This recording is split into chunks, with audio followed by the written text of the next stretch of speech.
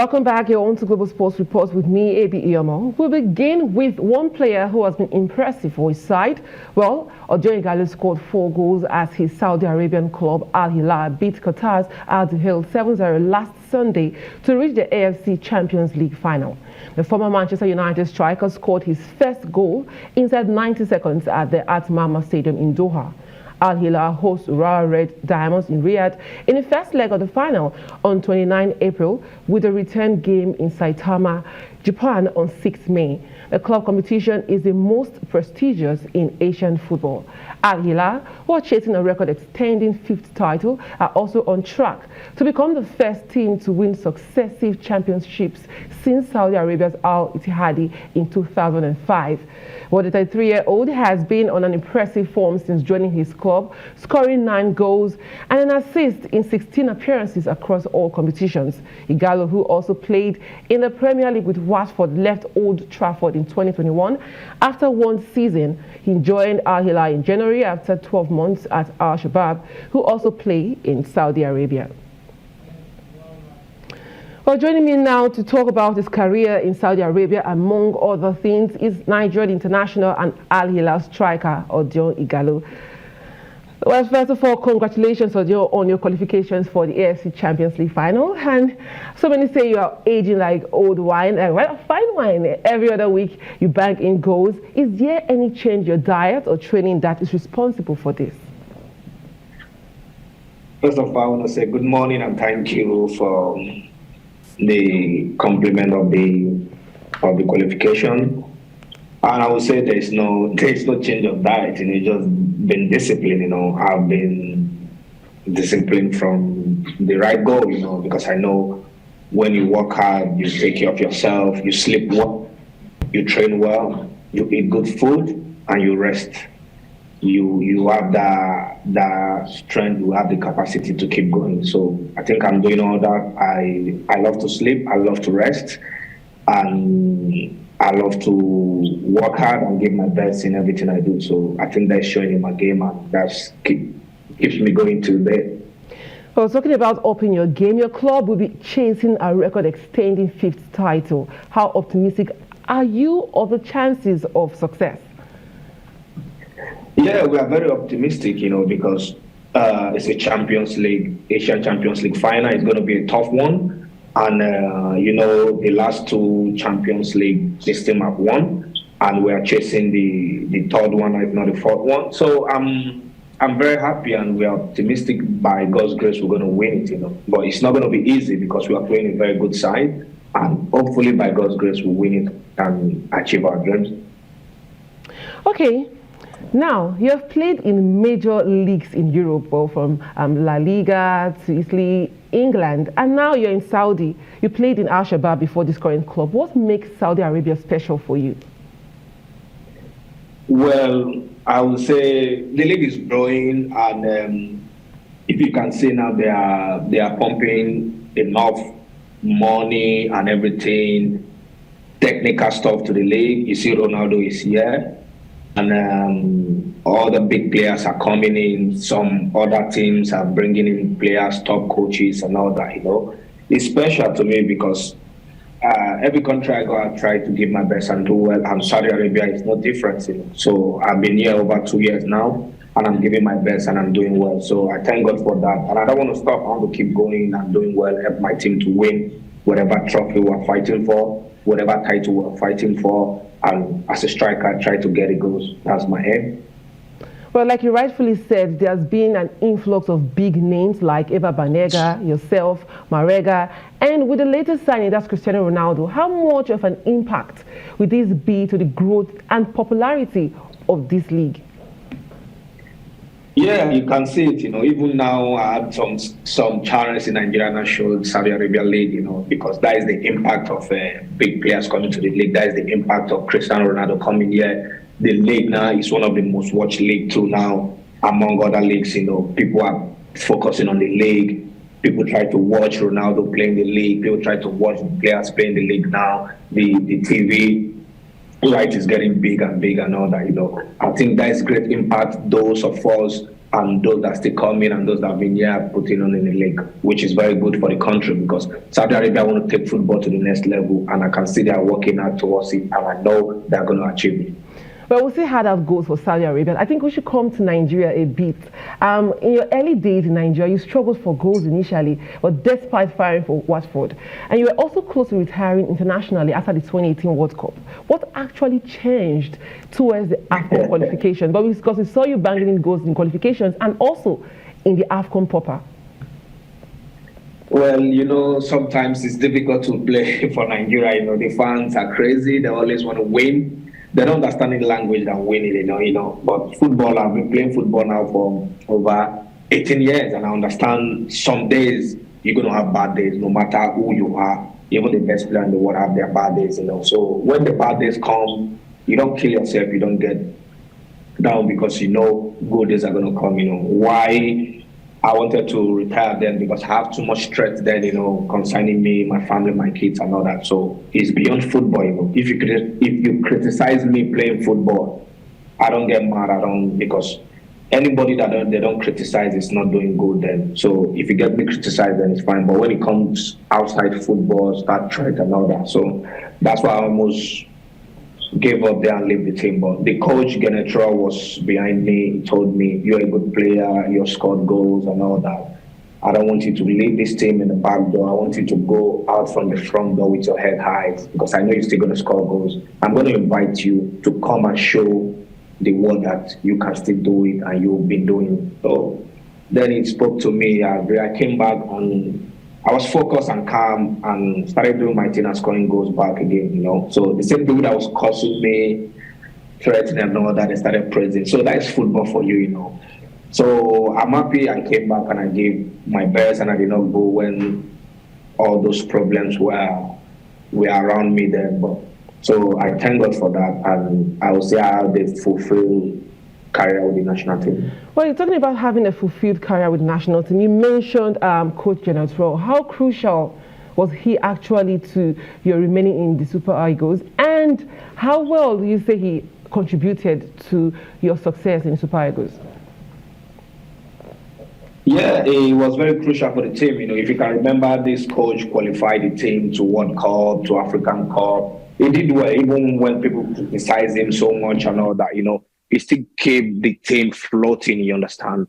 You can see the changes now, even since when he left and now, even though we have good and exciting young players, but you still need a bit of coach like him that can make everyone happy, you understand, And I would say he's somebody that made me came back to the national team when everyone was against me. He said, no, you have to come back. I need you. And you have to be there.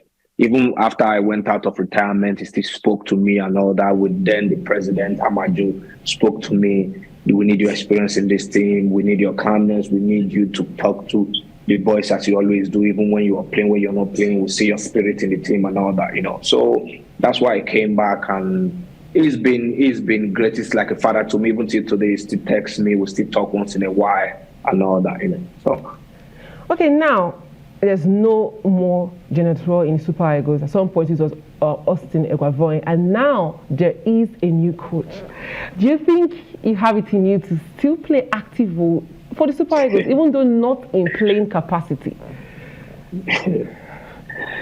Well, I don't know, because I spoke to the new coach when the new coach took over. He texted me, he called me, we spoke about me coming back to play some games, even though not all the games and all that, So I said I will let him know, but till now I have not spoken to him. We have not talked about that. Now I want to concentrate on my club football. The national team is doing well. They're good hands in Victor Sime and all the other strikers are doing well. So I just want to let young guys continue what they are doing and making Nigeria proud. Well, talking about making Nigeria proud, can you talk to us about your return? At some point you retired and you came back. Can you talk to us a bit about your return to the Super Eagles? Well, like I said before, the coach, Genetro, spoke to me even since when I stopped playing after the AFCON in 2019 in Egypt. I stopped. Since then, he was talking to me, calling me. We are having conversation about me coming back.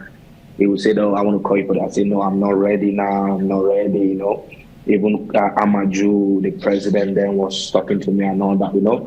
So I had to come back because when I needed him most, then he was there for me. When everybody was against me, he was there for me, encouraged me, and give me the confidence to keep playing and scoring goals. So he said he needed me then and all that. So I said, okay, if he was there for me, why he need me now? Why won't I be there for him? So that's why I came back to the national team and play a few games. But would you say you were satisfied with how things panned out when you came back? Well, not really, but in every situation you have to thank God. I wanted the team to qualify for the World Cup. I wanted to play in the World Cup with the young guys, but we did not qualify. It was not a good moment, not for only me, but for the young guys that have not been to the World Cup before. I've been to the World Cup. I know how exciting it is, but the young guys, most of them have not been there. So I feel sorry for them, because seeing them crying in the dressing room after the game, I feel so bad, But it is what it is, Football give you opportunities always to recover from what you have lost, Okay, now the Super Eagles are going to be continuing the qualifiers for the AFCON. What do you say about, I don't know if you've been watching, but how will you rate their performances so far? Well, I've not been watching most of the game. I just saw some results on internet, social media and all that, But, Nigeria, we have players, it's just for us to coordinate the players. We have good, exciting young players playing all over the world, We just need from the top there that can coordinate these players, more discipline, more focus. And I think we have one of the best players in the world and national team in the world. Okay, now, seeing how well, we'll move away from that. Now go to your club career. At some point you were in Manchester United, and now seeing how well they are doing and how they've won the Carabao Cup, what would you say was missing when you were in that squad?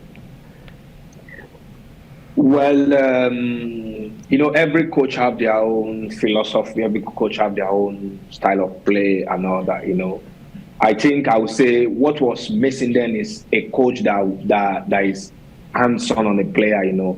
A well-disciplined coach that you have to train well for you to play. You have to take your position on merit. You have to work hard. You have to do what you have to do to play. The discipline, the togetherness. I think that's what I'm seeing in this team now. They fight for each other. Everybody work. Everybody play together. They are doing their stuff. So I think I'm happy the way the team is going, and hopefully they keep going like this. Well, tell us about your time in United and with your perceived treatment, because you've always said you've been a big fan of United from your teenage days. And now you've left the club. What will you advise Osimhen if United were ever to come for him? Well, I enjoyed my time there, every bit of it. Even to the last day there in Manchester United, I enjoyed it because it's my dream club, Mm-hmm. Even though I play only 1 minute in that team, I would have still been grateful to God. But I did where I scored goals. I played in Manchester United. That was the biggest dream of my career and all that, And like I always advise Victor, if the opportunity comes for him to go to Manchester United, I'll tell him to go because it's the biggest team in the whole world, if not one of the biggest, So the atmosphere there is different. It's a big team. Though you have a pressure there when you play for a team like that. You have a pressure of winning every game. They want to go win every trophy and all that. But I think he's a young boy. He will soak all those pressure and he will do well there in Manchester United. Okay, your career, you joined Lille in 2007, and before that you left there and went to Udinese, where you played for about 4 or 5 seasons. You played in Granada and all. At some point you were in Watford before you became a Super Eagle. That's in 2015. What would you say actually ensured that it took so long to get into the Super Eagles squad? I would say, back then in Super Eagles, you have to do enough to play in Super Eagles, It's not nowadays anybody can just put on a Super Eagles shirt and start playing, Back then, you have to work your ass off. You have to make sure you are doing so well before you get recognized to play for the Super Eagles. Now it's like anybody can just come play Super Eagles and do whatever I want and go. Then if you have the opportunity to play for Super Eagles, you'll be thanking your God, you'll be jumping up, you know. I know I was doing well then, but I didn't have the opportunity then. They did not call me. So I keep doing well in my club because I believe one day I will get the opportunity to play. So when the opportunity came, I grabbed it with my two hands. That's it. Across all the leagues you've played, which would be your preferred choice as your best? You know, the Premier League is the best league in the world. I played here twice. I played it with Watford and Manchester United. And I will still pick Premier League because for me, it's the best league in the world, the most exciting league in the world. Okay. I will not leave you without asking you one question. You've played in the same league with Messi and Ronaldo. I'm itching to know who is your GOAT. Let us know about it. You're talking about these two great players that share the stage for more than 15 to 20 years, doing the same thing up till now, doing well and all that. For me, it's disrespectful to say one is greater than one and one is bigger than one. I'm a professional footballer. I would say the two of them are great players. I won't pick one ahead of one. They have done so well, and they have done so much in football that we can't see. It's going to be so long for us to see any rivalry in football like that. Those two guys are my GOATs, so I don't pick one ahead of one. Well, fair enough. Out of all the clubs you've played in so many, which one would you hold dear to your heart the most, and which of them gave you the best memories in football? It's Manchester United. There's no need to talk about that. We don't even need to think twice about that. It's Manchester United. It's my dream club, and I play for them. You know, not everyone's dream comes to pass, you know, but my own dream came to pass. I was born in Ighalo. I paid to go watch my United play with my little money I was getting from my parents then. You're going to pay on a viewing center to watch them play. Watching Old Trafford on the TV and playing in Old Trafford is like I don't know how to explain it, you know. It's unexplainable. Okay. I think we are now more on a lighter note. You have over 15 goals for the Super Eagles. I think 16 goals for Super Eagles. You scored over 100 career goals. If you were not a footballer, what would Ighalo have been? Well, if I'm not a footballer, only God knows what I would be. Because maybe I would have gone to school, study something, but I can never say, only God knows, you know, because sometimes we say we want to be this, want to be that, but at the end, God I have the final say. So I thank God today my career is in football and I'm enjoying it, and I'll keep enjoying it till the last day I stop playing. Well, thank you so very much for your time. I know you have a very busy schedule. Thanks for joining in to Arise News to give us an insight about your own life. Thank you, Odion Ighalo.